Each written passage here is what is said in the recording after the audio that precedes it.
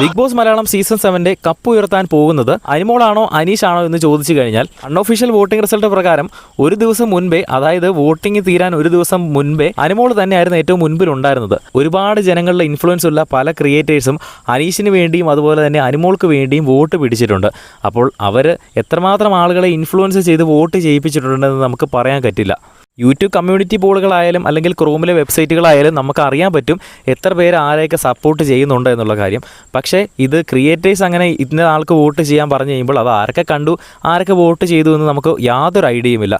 അതുകൊണ്ട് തന്നെ ഇത്തവണത്തെ വിജയ് വളരെയധികം അൺപ്രഡിക്റ്റബിൾ ആയിരിക്കും. എൻ്റെ ഒരു ഊഹം വെച്ച് അനിമോൾ തന്നെ ആയിരിക്കാം. കാരണം വോട്ടിംഗ് തീരുന്നതിന് ഒരു ദിവസം മുൻപേ അനിമോൾ ബഹുദൂരം മുൻപിലായിരുന്നു. ഏകദേശം പോൾ ഇട്ട് കഴിഞ്ഞാൽ ടോപ്പ് 5 പോൾ ഇട്ട് കഴിഞ്ഞാൽ 60% വോട്ടുകളും അനിമോൾക്കും 25% അടുത്ത് അനീഷിനും ലഭിച്ചുകൊണ്ടിരുന്നതാണ്. പകുതിയിലും കുറവ് വോട്ടുകളാണ് അനീഷിന് അനിമോളെക്കാൾ ലഭിച്ചുകൊണ്ടിരുന്നത്.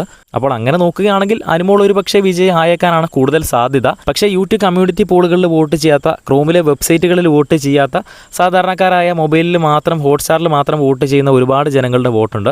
അപ്പോൾ അവരുടെ ഒരു വോട്ടും കൂടെ ഇതിനകത്ത് പരിഗണിച്ച് കഴിഞ്ഞാൽ നമുക്ക് ഈ ഒരു സീസണിൽ അൺപ്രഡിക്റ്റബിൾ ആയിട്ടുള്ള ഒരു വിന്നർ തന്നെ ആയിരിക്കും. അത് ആരാണെന്ന് അറിഞ്ഞു കഴിയുമ്പോൾ തന്നെ നമ്മൾ അപ്ഡേറ്റ് ചെയ്യാം. അത് കാണുന്നതിനായിട്ട് ചാനലൊന്ന് സബ്സ്ക്രൈബ് ചെയ്യുക. വീഡിയോ ഇഷ്ടപ്പെട്ടാലൊന്ന് ലൈക്ക് ചെയ്യുക.